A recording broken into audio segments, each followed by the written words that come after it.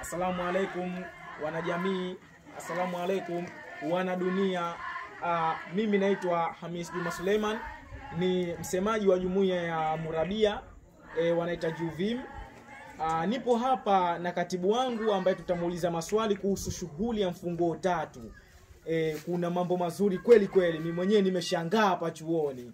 Upande wa pili huko kuna vijana, yani kama jeshi kweli kweli. Wewe unalijua jeshi la Tanzania basi ndio linafanya maajabu huko, na mfungo tatu litafanya maajabu kwenye kiwanja cha Amiri Mzee huku Tumbatu. Wewe kama upo Ulaya, njoo Tumbatu uje kuona mfungo tatu ambao wana Murabia wanafanya shughuli vizuri kweli kweli, hatujawahi kuona.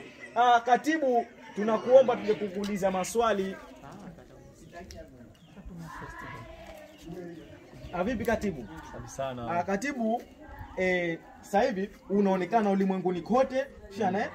Sasa tumekuja hapa kukuuliza maswali katibu wetu. Mmejipangaje na hiyo shughuli? Kwa sababu nimeona maajabu kweli kweli hapa chuoni.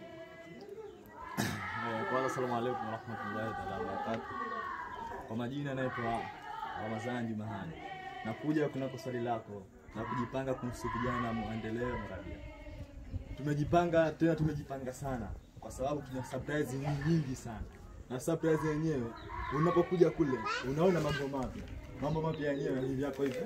Wewe njoo alafu utakuta mambo mapya uwanjani Kama niliyoona kwenye mazoezi. ndio.